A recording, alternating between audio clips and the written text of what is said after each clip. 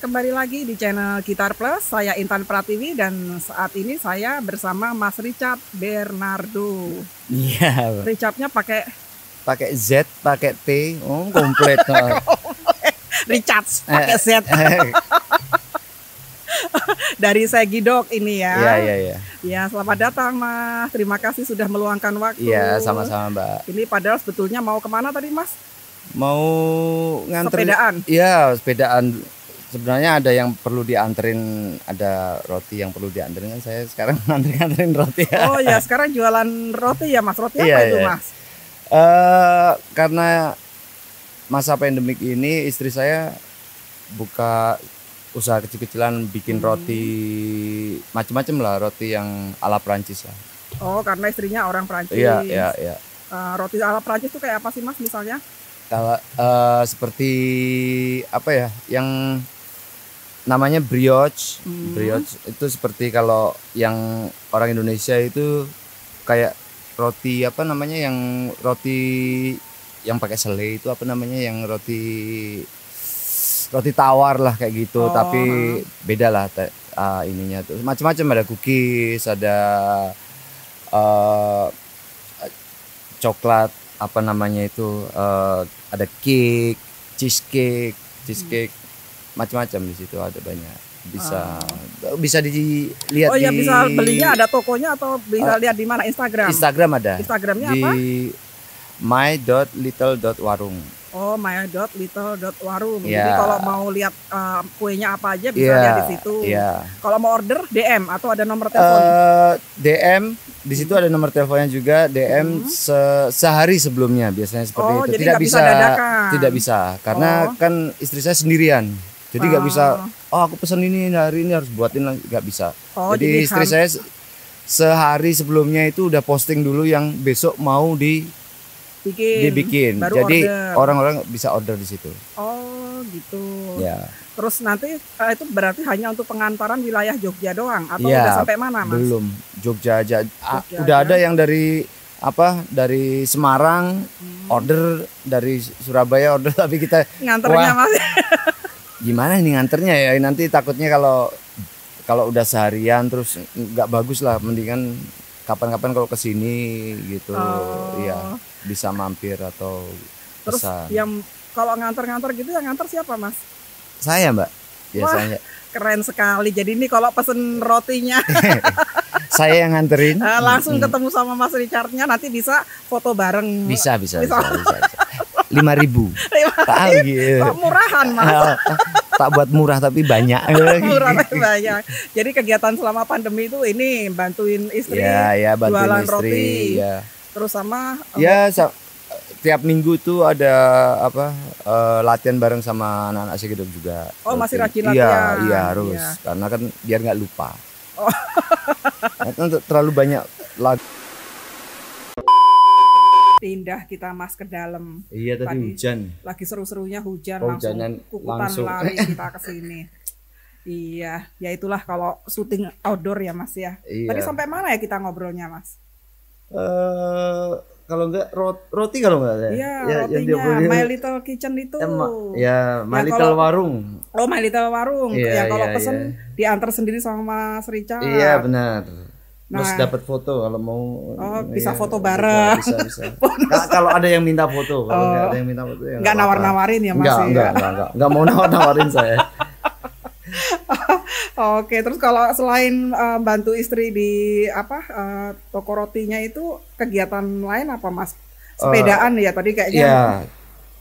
Setiap hari Selasa kita ada agenda untuk supaya bugar kan. Enggak cuman di rumah nggak enak badannya, ada olahraganya lah. Iya. Ya, sama teman-teman ada satu tim gitu, kita sepedaan. Terutama kita sepedaan di desa, bukan di kota, di jalan. Itu enggak. Kita kalau orang Jawa namanya blusukan kan. Di sawah, itu di kampung. Kalau dari Jogja kira-kira kemana aja Mas perginya? Kita kebanyakan mostly ya di daerah selatan. Daerah selatan sampai pantai lah. Oh. Ya, berapa jam perjalanan itu kok sepedaan dari sini?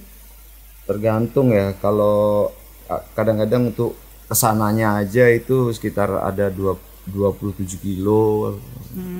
Pulang balik ya lumayan lah.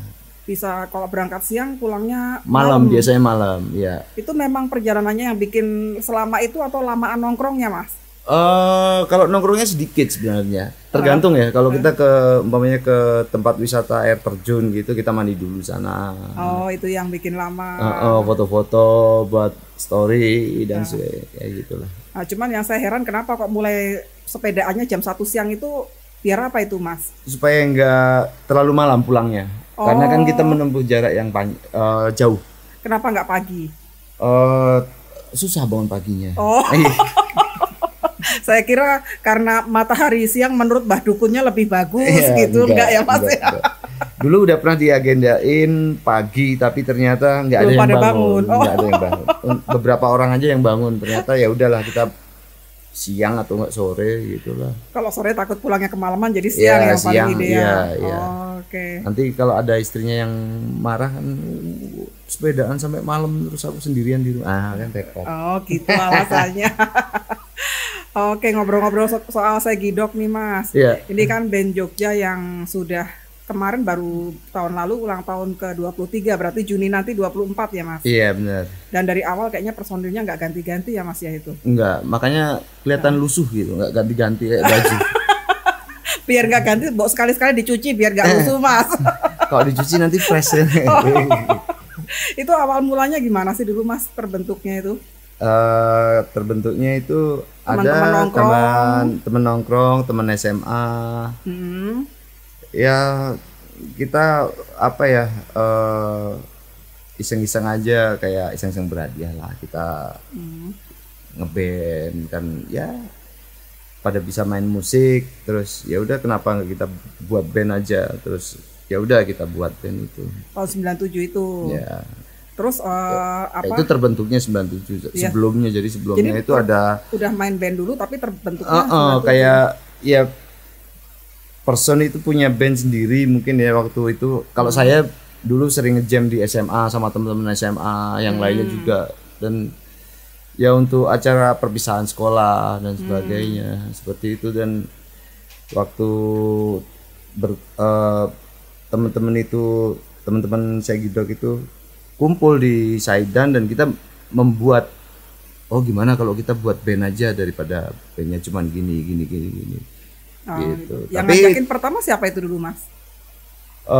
Bandis. Oh Mas Bandis. Ya Bandis, karena kan ya iseng-iseng berhadiah, tidak berpikir untuk sejauh ini sebenarnya, untuk fun aja sebenarnya, buat fun, buat ya mengisi apa ya, kekosongan. Maksudnya dalam artian kita cuman ya dulu kan SMA cuman ya gitu-gitu aja, daripada nggak ngelakuin kegiatan mendingan ngeband aja kan, positif. Berarti awal-awal base campnya di tempatnya Mas Bandis atau sama? Sebenarnya aku sepupuan sama Bandis kan. Oh sepupu. Sepupu tuh kalau bahasa Jawa itu sepaha ya Mas ya? Sekempol. Pupu kan sepaha. Iya, jadi base campnya tadinya di rumah Mas Bandi sama Mas Richard. Ya. Terus di sana sampai tahun berapa itu Mas? Itu berapa tahun ya? Itu sekitar ada kalau nggak 5 tahunan lah. 5 tahunan. Iya. Di Sayidan ya, itu awal-awal kan? Itu ya. Itu jadi terkenal sekali karena lagunya di Sayidan itu ya Mas ya? Iya. Iya, terus setelah dari situ pindah ke Jalan Nogosari. Oh sampai sekarang di Nogosari. Ya, Jalan Nogosari nomor 1B, Patehan, Jogja. Oh pindah ke sana. Iya. Tapi sudah keburu mempopulerkan Sayidannya itu. Iya, karena kita dari sana tempatnya itu kita dipopulerkan. Terus setelah itu banyak sih orang yang ke Saidan itu banyak untuk ceritanya napak tilas gimana. Segidok tuh dulu udah pernah udah pernah hidup di sini. Ini orang tuanya masih ada di sini, tempatnya di sini, pada nongkrongnya di gang ini. Nah, kalau orang datang ke sana mereka masih lihat apa di Sayidan itu, Mas? Cuman lihat rumah saya, ibu saya, cuman gitu aja kok. Orang-orangnya nggak ada ya, orang-orangnya udah pada pindah semua. Personilnya udah nggak ada yang main, maksudnya yang nongkrong di sana udah nggak ada sama sekali ya Mas? Jarang ya. Ya paling udah punya base camp baru itu. Paling ya cuman Oh, ke kampung ke bawah gitu, terus ke jembatan yang ada tulisannya Saidan di situ, kayak gitu. Nah, dulu awalnya kan Segidok tuh dikenalnya masih gig dari gig ke gig komunitas gitu ya. Iya. Terus bisa dikenal luasnya gimana itu Mas awalnya? Prosesnya sebenarnya pertama itu kita memang main di acara 17-an dulu, kampung-kampung. Terus ke kampus, ke festival gitu, meskipun harus bayar kita bayar lah. Mau manggung gimana, pengen manggung kan nggak bayar nggak apa-apa. Terus lama-lama dengan proses beberapa tahun gitu kan, banyak yang suka sama lagunya Segidok. Terus mereka itu ngasih apa ya, input sama kita, kenapa sih kalian nggak buat album aja gitu kan, karena ini genre musik ini kan baru di Indonesia, kenapa nggak buat aja gitu. Terus kepikiran kita, terus oke lah kita buat lagu, kita recording. Terus akhirnya ya udah itu ya terus sampai sekarang. Waktu awal recording sendiri atau gimana? Recording sendiri. Belum sama label berarti belum, waktu itu. Kita di Blast Studio namanya. Nah, biayanya untuk recording segala patungan. Ada yang patungan. Yang punya receh monggo. Waktu itu masih pada umur berapaan itu Mas? Masih lulus kuliah? Lulus SMA? Lulus SMA ada, yang masih SMA juga ada. Ya. Nah, terus dari album pertama ternyata jadi lebih dikenal. Ternyata respon bagus. Dan penjualannya juga bagus juga gitu loh. Cara jualnya gimana pada waktu itu karena indie gitu? Karena kita titip-titip seperti itu. Ya ada yang jualan kaset titip. Kayak gitu. Zaman dulu kan seperti itu. Kita jual sendiri juga antar teman-teman, komunitas. Oh gitu. Iya, terus makin luas, banyak yang oke, titip ke tokoku aja gini nanti berapa persen gitu kan. Oh, mulainya seperti gitu itu, ya. Iya. Tapi pakai ini nggak Mas, promo-promo di radio, disetel-setelin di radio Jogja gitu nggak? Pada masa itu. Dulu mungkin ya, saya lupa ya. Mungkin iya sih. Tapi masih jarang. Maksudnya nggak seperti sekarang gitu loh. Karena kan kita indie. Radio itu biasanya kan menerima yang major label dari apa namanya, dari perusahaan rekaman, umpamanya dari Sony atau dari mana gitu kan. Kalau kita kan masih indie. Oh, saya punya ini, ada kaset bisa puterin nggak ini, atau interview dan sebagainya kayak gitu. Nah, terus itu makin banyak. Iya. Terus kita buat lagi dan akhirnya kita bergabung sama EMI. EMI itu tahun berapa, Mas? Album EMI itu album ke-3 kalau nggak ke-4, lupa saya. 3 atau ke-4. Itu. Terus semakin setelah bergabung sama major label, dan itu promonya semakin luas, karena kan nasional, bisa nasional, bukan hanya Jogja dan sekitarnya aja. Karena radio semua di nasional, TV, terus pentas-pentas di TV juga. Gitu. Jadi mulainya setelah masuk EMI itu. Iya, karena mereka punya program kan, ngasih program ke TV, radio, kita harus jalan terus.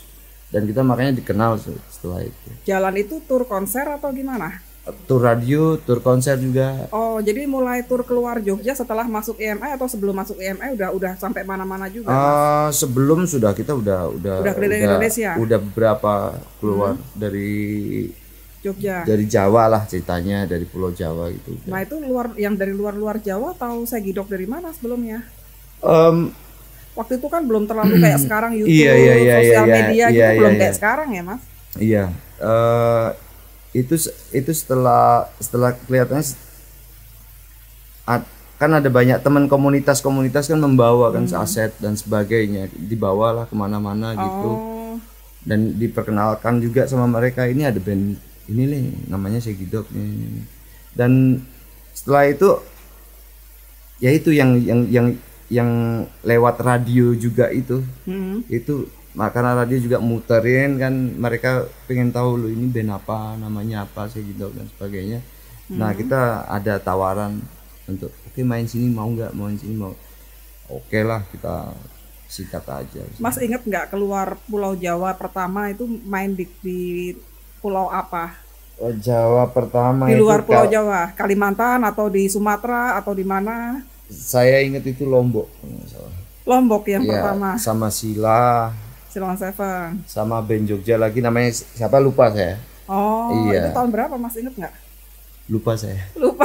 Iya. Itu naik bis tanpa AC, full bisnya, ya kan, Jogja Lombok. Sauna dong Mas, itu turun-turun langsung. Wow. Turun beberapa kilogram gitu mungkin ya. Baunya nano-nano kan, asam-asam manis. Iya, tapi ya menarik, maksudnya pengalaman ya kan.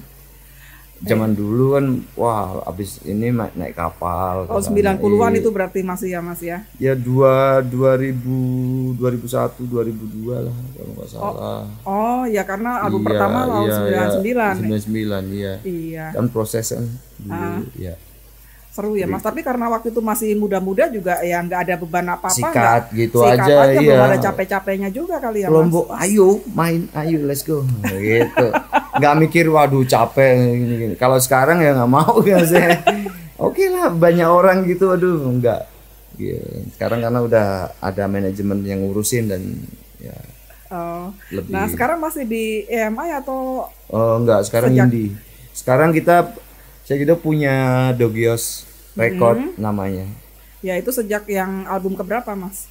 Sejak album yang terakhir kan Putra Nusantara. Bersinar kalau nggak salah.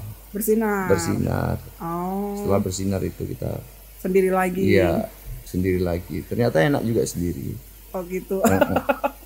Karena juga udah tahu petanya juga kan ya Mas ya. Dan link juga udah ada teman-teman wartawan musik dan sebagainya, link untuk TV dan sebagainya itu juga udah punya. Jadi ya lebih gampang lah dibanding susah dulu itu. Ya kan. Habis itu baru enaknya. Enak ya, banyak teman, karena banyak teman banyak link, oke lah. Itu lah gampang nanti. Oh ya, didengar-dengar katanya pernah sampai jual motor untuk rekaman itu.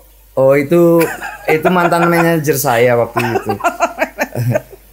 Karena kan duitnya kurang buat rekod ya kan. Itu terus, waktu masih indie berarti ya? Iya. Masih kurang, terus akhirnya ya udah aku ini aja lah, motornya aku digadein waktu itu sama temen juga, digadein untuk membayar biaya untuk rekod yang kurang. Karena memang setelah album pertama, album kedua itu masa susah. Maksudnya masa susah itu genre musik ska waktu itu turun drastis. Dan nggak ada orang yang melirik ke sana lagi gitu, nggak sena atau mungkin apa gitu. Balik lagi ke pop yang ya era waktu itu kan Silon Seven naik kan. Iya. Wah, itu yang gencar, tapi kita tetap nggak apa-apa, kita tetap berusaha terus ya sampai akhirnya dari album kedua, ketiga, keempat terus sampai sekarang, karena kita yakin gitu ya. Ternyata masih bertahan juga sampai sekarang ya Mas ya. Masih kuat. Iya, terus Segidok sendiri ini kan ternyata akhirnya bisa melebarkan sayap, nggak cuma main di luar pulau, sampai ke luar negeri segala. Itu bisa diceritain Mas? Kita waktu itu tahun 2006 kalau nggak salah itu. 2006 itu ada teman dia dulu tinggal di Indonesia lama. Terus setelah itu dia pulang. Orang mana itu? Orang Belanda. Dia pulang, dia ikut di kayak IO di sana. Terus dia nawarin, karena dia teman dekat kan. Kita selalu ya main bareng itu, ketemu sering dan oke lah. Terus dia nawarin kita untuk kasihlah demo kalian ke aku, siapa tahu nanti kalian ikut bisa main. Kita kirimlah demonya sana dan story dan sebagainya. Terus ya iseng-iseng berhadiah juga nih. Udah siapa tahu aja, katanya sih susah juga main di luar negeri gitu kan. Akhirnya ada kabar kalau kita bisa main ke sana dan ada yang sponsorin. Wah, ini sesuatu yang luar biasa buat kita karena ini pertama kali kita kayak band kampung, kok bisa ya ke luar negeri gitu ya. Kan bangga terus aneh juga. Akhirnya kita ke sana lah. Kita ke sana. Itu festivalnya namanya Festival Mundial. Itu tiap tahun. Waktu itu tiap tahun ngadain acara. Band yang main di sana band ska atau campur-campur atau macam-macam. Mundial Festival itu seperti festival kayak tarian ada, perkusi ada, band macam-macam di situ. Oh, dari berbagai negara juga? Berbagai negara. Oh, iya. Ada dari Afrika, dari India, dari macam-macam di sana. Oh. Nah, terus begitu main di sana sambutannya bagus. Penonton bagus. Bagus, ya. Mereka nggak tahu liriknya, yang penting beatnya aja, joget-joget, iya. Oh, senang ya Mas ya kayak gitu. Pertama kali manggung di luar negeri, sambutannya penonton antusias. Antusias. Kita juga, wah kaget juga kan, wah kok bisa ya. Terus setelah itu 2009 mereka panggil lagi kita. Oh iya, berarti dianggap oke lah, makanya undang lagi. Iya. Di tempat yang sama atau berbeda venue-nya? Di tempat yang berbeda. Tempat yang berbeda, nama festivalnya aja yang sama. Iya. Tapi negaranya sama, di Belanda. Di Belanda. Oh. Nah, itu terus kayaknya sempat ada pengalaman rekaman di apa? Waislord Studio. Iya. Itu rekaman live gimana itu Mas ceritanya kok? Yang di 2006 atau 2009 itu? Ini yang Belanda pertama itu 2004, 2006. Nah, 2006 bukan 2009. 2009 itu di Australia, maaf. 2009 di Australia. Iya, di Australia. Berarti yang ke Belanda 2004 sama 2006. Iya. Nah, yang rekaman itu di tahun? Di tahun 2004 kalau nggak salah. 2004. Iya. Gimana ceritanya kok bisa tahu-tahu diajak rekaman di sana? Mereka menawarkan kita untuk mau nggak kalian cobain studio ini, rekod di sini dengan lagu-lagu kalian gitu kan. Dan ya mereka arrange semua. Wah, kita langsung oke, seneng banget kan. Kita belum pernah rekod di luar negeri, terus dengan kualitas studio yang sudah pernah dipakai sama band-band besar gitu di sana. Iya, kalau nggak salah apa tuh band? Ada Sting, ada Metallica juga. Pernah di sana. Terus banyak lah itu band-band di situ yang udah pernah main di situ. Iya. Jadi ya mencicipi aura sama studio sana sangat senang sekali. Terus yang direkam berapa lagu Mas di sana? Itu live rekamannya atau live? Berapa lagu? Itu kalau nggak salah ada 4 kalau nggak 5. Lupa. Masih ingat lagunya, lagu apa di antaranya? Kalau nggak ingat semua. Biskota, ada Biskota, ada lagi di Saidan kalau nggak salah. Itu kan dulu kan saya bukan di Saidan, Bambi Girls atau apa ya? Pokoknya ada 5 lah, saya lupa ya. Yang pasti itu Biskota masuk di situ. Biskota masuk sama Biskota kalau nggak sama Kecoa kalau nggak salah masuk di situ. Terus hasil rekamannya kemana itu Mas sekarang? Kita simpan. Nggak dipublish itu? Enggak. Kenapa? Belum tahu, mungkin nanti pada waktunya ya. Menunggu waktu yang tepat. Iya, menunggu waktu yang tepat. Iya, cuman tapi itu hanya rekaman ini aja, audio, nggak ada visualnya ya Mas waktu itu? Visual kemungkinan ada, karena kan dulu kan masih pita kan zaman dulu. Mungkin ada itunya ya. Ada. Iya, kalau ada visualnya kan bisa ada foto-fotonya juga kan. Bisa dimunculkan di YouTube segala ya Mas. Ada foto-fotonya juga. Itu gimana Mas perbedaan rekaman di sana dengan di Indonesia, Mas? Kalau yang Mas rasakan kayak gimana? Apalagi di Studio Legend gitu lah ya kan? ya agak grogi lah di situ. Main gitarnya salah-salah gitu. Seneng sih, seneng. Dan orang-orangnya yang ininya mixerman-nya juga ramah, orangnya baik, nyaman di situ. Oh gitu. Iya. Enak. Seru ya. Kalau yang 2009 tadi main di mana Mas? Australia? Di Australia. Itu acara Darwin apa lagi? Festival. Darwin Festival. Iya. Itu gimana? Yang itu diundang lagi atau? Diundang. Mereka tahu Segidok dari mana? Dari Mas Jaduk. Oh, Mas Jaduk. Karena iya, Mas Jaduk karena Mas Jaduk kan sering dulu Qua Etnika kalau nggak salah. Sering main sana.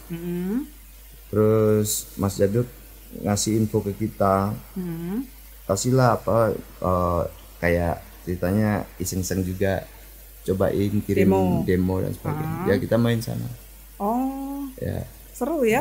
Darwin Festival ya. Nah sama di sana kan juga nggak ada yang tahu liriknya kalian. Sambutannya gimana Mas?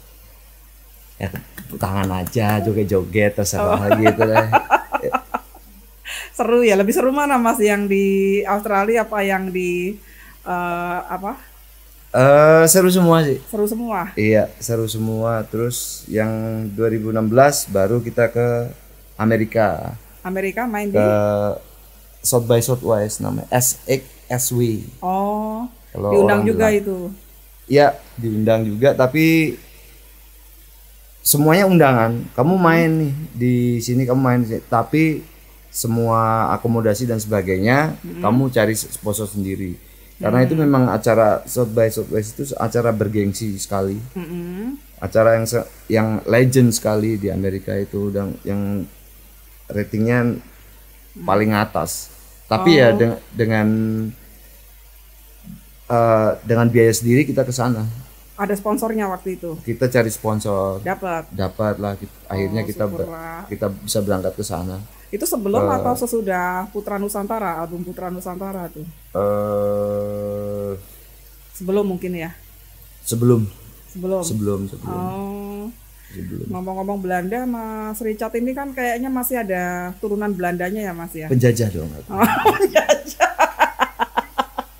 Blasteran Belanda. Tapi yang Belanda siapanya Mas? Nenek saya. Oh neneknya ya masih ada lah kecipratan darah-darahnya Mas. Enggak suka. Aku wong Jawa. Oh, wong Jawa. Tapi bisa bahasa Belanda sedikit-sedikit gitu enggak Mas? Enggak bisa ya. Enggak bisa. Seleranya, selera makannya atau apanya ke Belanda-Belandaan enggak ada sama sekali, udah enggak ada bekas-bekasnya itu Mas. Kalau makanan Eropa itu ya sambil lalu aja, yang pasti aku nasi gitu. Kalau enggak nasi enggak mantap. Oh gitu. Iya. Kalau itu kan cemilan aja sebenarnya. Kalau buat kita ya orang Asia kan. Nasi, sayur, tempe, tahu, telur. Nah waktu waktu manggung di Belanda, di Australia, di Amerika tuh gimana? Jadi kalian ngakalin makannya? Nah kalau untuk waktu di Belanda ngakalinya dengan kita dikasih dana waktu itu untuk 1 bulan hidup di sana. Kita diajak belanja, kita milih sendiri.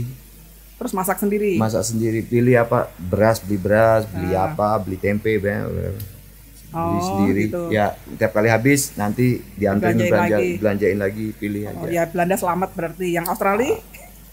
Australia selamat juga, karena mereka kasih makanan yang Indonesia juga. Campur sih, ada rotinya juga, tapi tetap yang dipilih itu. Oh. Nah pas di Amerika? Nah kita ketemu sama komunitas orang Indonesia di sana, dimasain lah. Oh. Pas selamat semua berarti ya Mas ya? Selamat. Iya. Selain 3 negara itu udah pernah lagi mungkin kemana? Rencana kalau jadi tahun ini kalau bisa ya, itu kita, karena kan tahun kemarin itu April kalau nggak salah, ya 2020. Itu kita ada undangan di Jepang, main di 3 kota. Kita udah semuanya udah beres, kita udah beli tiket, semuanya udah tinggal berangkat lah, visa udah dapat semua. Corona jadi pandemi nggak bisa kemana-mana. Terus di pending. Nah, mudah-mudahan tahun ini. Kalau memang udah kondisinya udah membaik ya Mas ya. Ya mudah-mudahan bisa berangkat lah itu ke sana. Iyalah. karena udah beli tiket. Tapi bisa dimundurin tiketnya? Ya bisa, tapi nggak bisa di refund, nggak bisa. Oh, mundur aja. Mundur aja. Oh, gitu. Pak udah ada rencananya kira-kira mundurnya di bulan apa gitu? Kalau nggak, saya kemarin sempat tanya sama teman saya yang ikut sama saya gitu rencananya waktu tahun kemarin itu untuk menjadi guide-nya di sana untuk translatornya. Terus saya tanya kira-kira kapan tuh gini. Kalau bisa April Mei lah kita berangkat gitu, karena kan bentar lagi ada acara apa sih namanya SEA Games atau apa itu yang pokoknya di Jepang harus diadakan, jadi kemungkinan bisa gitu. Iya, kalau yang ke London itu enggak ya Mas, kan album yang Putra Nusantara kan di masteringnya di sana kalau nggak salah. Apa itu cuma dikirim barangnya aja atau ada? Kirim aja. Jadi bukan kalian yang ke sana. Bukan. Nah, bisa diceritain Mas, itu yang Putra Nusantara itu kan kayaknya ada kolaborasi sama Iwake, terus sama Sujiwo Tejo. Iya. Masteringnya sampai ke sana, itu bisa cerita? Kita kolaborasi sama teman-teman artis sama seniman. Karena kita memikirkan lagu ini lebih bagusnya gitu loh, maksudnya kelihatannya lebih bagus ini sama Sujiwo Tejo karena di lagu ini cocok sekali karena kalau dia itu nembang gitu. Kalau nembang itu ya apalagi Sujiwo Tejo kan orangnya kan unik dan wawasannya luas tentang politik dan sebagainya, kejawen dan sebagainya. Terus itu sedikit masalah politik juga, maksudnya liriknya terus pas lah kalau dimasukin karena musiknya juga sedikit ada Jawanya sedikit. Kasihlah sama Sujiwo Tejo. Terus untuk Iwake udah lama sebenarnya kepengen sama Iwake itu untuk kerja bareng. Terus ya udah kita pilih Iwake karena kan salah satu legend untuk rap. Nah itu kita pilih Iwake dan terus? Bagus lah. Untuk masteringnya kita kirim datanya aja ke sana, ke London itu. Kenapa kok kepengen di album itu di mastering di sana, biar apa Mas? Biar kualitas suaranya kepengen yang lebih mantap lah gitu, lebih karena kan mereka ngasih referensi ini loh yang udah saya buat seperti ini dan kita setuju untuk oke lah kita kirim aja datanya ke sana. Kalau nggak salah yang istilahnya kalian tukang mixingnya di sana itu udah biasa nanganin artis-artis besar juga ya Mas? Andi siapa Walter itu ya? Ya udah kawakan lah ceritanya. Ya. Pegang siapa aja tuh Mas? Coldplay. Ya udah pernah pegang Coldplay juga. Banyak lah. Terus ya kita sangat puas sekali dengan hasilnya. Oh gitu. Iya, bagus. Nah masih di album yang itu kok bisa modelnya bapaknya Mas Richard itu gimana ceritanya Mas? Gimana ya, kita saya gitu memilih salah satu figur dari Saidan untuk Putra Nusantara itu karena bapak saya yang ya bukan yang dituakan tapi yang di daerah situ yang menerima anak-anak segidok, anak-anak underground yang dulu pernah kumpul di situ ya bapak saya. Jadi ini juga untuk menghormati bapak saya gitu loh. Yang dipanggil Pak Desanto itu. Ya, terus dibuatin lah sama Agan Harahap. Itu yang dia gambar tangannya, lukisan dari pensil itu. Gitu. Nah, bapaknya tahu dipakai buat cover. Wah, bapak saya orang lama jadi terserah lah. nggak tahu apa-apa, ya udahlah, maksudnya ya udah syukur aku ada di cover. Sampai sekarang juga udah cuek aja, dia mau digambar di studio anak-anak Segidok juga, oh ya udah biarin aja di situ, nggak yang komplain atau apa, enggak, ya udah biarin aja, malah ya seneng gitu. Lucu aja deh. Nah kalau sekarang kegiatannya Segidok kayaknya masih rajin latihan gitu ya Mas? Ya latihan seminggu sekali. Terus ya ada sedikit-sedikit acara yang online gitu. Konser online. Ya. Terus kita juga kemarin tanggal berapa ya? Itu mengeluarkan single yang lagunya Saidan versi live. Modelnya kayak live, kalau kita Segidok main di panggung tuh modelnya kayak gitu. Rekaman di mana itu Mas? Rekaman di Jogja. Oh di Jogja. Ya di Dogi House Record. Februari kemarin ya? Ya Februari kemarin. Terus berikutnya kita mau mengeluarkan lagu di Saidan dengan versi keroncong. Kita bekerja sama teman-teman keroncong Jogja, namanya Puspa Jelita, pimpinan Lilik Sugiarto aka Umbel, itu yang pegang keyboardnya Segidok, itu punya sessionan namanya Puspa Jelita. Jadi itu nanti mau sama-sama bikin Saidan itu dengan versi sudah buat, tinggal diluncurkan saja. Oh gitu. Iya, versi keroncong. Nanti di situ ada juga Darboy ikut kolaborasi di situ. Ya, ikut kolaborasi itu. Jadi biarpun pandemi tetap berkarya ya Mas ya, tetap rajin latihan, tetap ngeluarin karya. Ya, harus ada sesuatu yang harus dikeluarkan gitu loh, maksudnya yang harus Dogis atau Hanis yang penggemarnya Segidok itu tahu, apalagi sih yang ada sekarang programnya Segidok itu. Oh ini harus ada program terus. Karena supaya ya aktif, mereka juga seneng ada berita. Mereka juga nunggu kan, kepengen tahu ada beritanya. apa lagi sih, ada apa. Kalau kita pasif gitu kan, nggak ada apa-apa beritanya kan, males kan. Nanti bisa ditanyain, bahwa ini kok Segidok nggak ada beritanya sama sekali ya. Masih ada nggak nih? Nanti malah jangan-jangan ditanya gitu ya. Iya, repot malah. Padahal udah mau ulang tahun ke-24 nanti bulan Juni apa Juli Mas? Juni ini ya. Tapi 1. kalau kalian jadi berangkat ke Jepang, jangan-jangan ulang tahun kalian lagi di Jepang? Ya nggak apa-apa, kita ulang tahun di sana. Di sana. Mas, 24 tahun barengan dengan personil yang sama.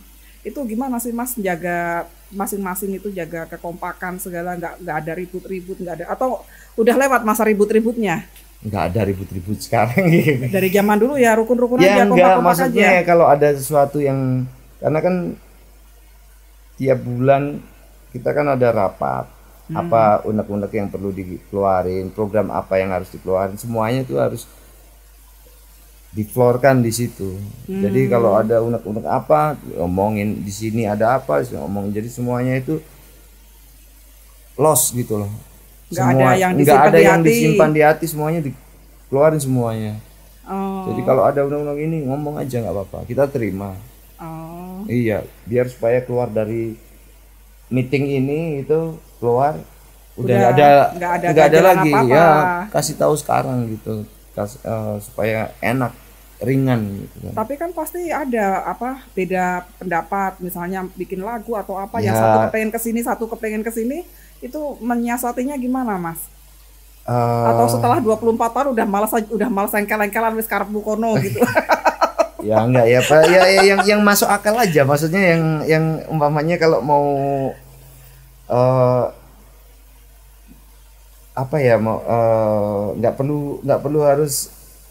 nggak perlu harus gontok-gontokan, harusnya ya kita salah satu harus legowo aja, maksudnya oke lah kalau kamu mau ini, nanti yang lainnya gimana, umpamanya ini tak kasih ini. Yang lainnya kalau saya umpamanya saya wah aku nggak suka tapi yang ngomong yang lainnya, kalau cuman aku tok yang nggak suka, yang lainnya suka, ya wes lah. Kan orangnya berenam, ya harus mana yang suara terbanyak, nggak bisa yang yang pegang power gitu kan, nggak ada, semuanya pegang power semua. Tapi kan dengan 6 orang ini kita harus ngobrol, gimana kamu suka ini enggak, kamu suka ini enggak, ya suara terbanyak, polling aja. Kalau suara terbanyak oke, nggak masalah sih, ini sebenarnya ini oh ya wes nggak apa-apa. Jadi nggak ada semacam kepala sukunya gitu ya mas, semuanya kepala suku pokoknya nggak ada yang ya kalau ada yang delio sedikit, nah tarik sini lagi gitu. Seperti itu. Iya, kalau pasti dari 24 tahun ini panggung udah ratusan atau malah mungkin ribuan ya mas ya. Banyak. Pengalaman yang paling berkesan nggak bisa lupa tuh yang mana mas? Atau ada yang malah yang pengalaman hancur waktu manggung segala itu, ada mungkin mas? Kalau pengalaman yang semua sebenarnya pengalamannya bagus semua, maksudnya tiap kali kita manggung, tapi yang agak unik kita main di penjara gitu, di dalam di dalam itu penjara di daerah Jogja. Di Jogja. Dalam rangka apa itu mas? Waktu itu dalam rangka 17-an kalau nggak salah itu. Itu kita main 3 kali, di Cebongan sekali, di lapas di mana namanya di sini itu 2 kali. Di lapas dua-duanya. Yang satunya itu buka puasa kalau nggak salah, yang terakhir itu. Oh. Iya. Jadi menghibur ini napi di sana. Itu kalau kayak gitu yang undang dari pihak lapasnya atau gimana mas? Atau kalian yang inisiatif? Itu yang kelihatannya kerjasama deh kalau nggak salah, untuk memberikan kayak edukasi sama entertain sama mereka. Oh gitu. Iya. Itu yang paling unik itu ya di situ ya mas. Kalau menyenangkan semua menyenangkan. Semuanya menyenangkan. Kalau di lapas kan memberikan entertain sama mereka yang susah, yang orang cuma di dalam nggak lihat dunia luar atau band-bandan, kita kasih band-bandan di sana.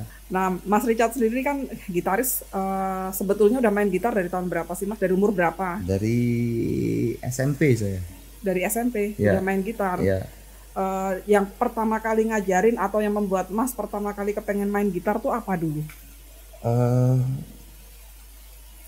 Karena tetangga saya punya gitar, terus nggak tahu saya pengen bisa. Iya, pengen bisa, kok bisa ya tangannya gini bisa main gitu. Nah terus teman saya ngasih tahu saya gitu, kamu pengen main gitar, kalau kepengen main gitar saya bisa ajarin kamu gitu. Tapi sehari harus bisa chord 1, besok berikutnya 1, tiap hari harus punya, contohnya G terus sehari itu. Nanti setelah 1 minggu dikasih sama temanku, ini lagu ini kamu cobain untuknya ngiringin lagu ini gitu. Saya coba meskipun tangan saya sakit semua itu. Kapalan pasti ya, sampai biru hijau gitu kan. Dulu berarti gitar akustik dulu awalnya. Akustik dulu. Akustik. Temennya yang ngajarin tuh sebaya atau lebih tua. Dia memang guru gitar atau gimana mas? Enggak guru gitar, teman biasa aja. Tapi dia lebih jago main gitarnya atau lebih dulu bisa main gitar? Lebih bisa. Terus mas belajar pertama pakai gitar siapa tuh mas? Gitar om saya. Omnya gitaris? Ya main gitar biasalah di rumah gitu. Kok bukan malah omnya yang ngajarin mas? Saya nggak mau om saya ngajarin atau bapak saya ngajarin. Saya lebih enak teman saya yang ngajarin. Bapaknya main gitar juga? Jadi memang awal-awal pengen main gitar karena itu, tapi bukan karena lihat bapak atau omnya, bukan. Karena bapak saya dulu main keroncong gitu kan. Saya nggak mau main keroncong, saya maunya metal gitu, yang grunge atau rock seperti itu. Saya pengen main seperti itu. Oh, jadi nah ya, dari akustik pindah ke elektriknya? Pinjem tempat teman saya. Saya ke rumah teman saya, pinjem main. Iya, karena punya ampli kecil, terus efek yang itu. SMP juga itu? Itu udah SMA.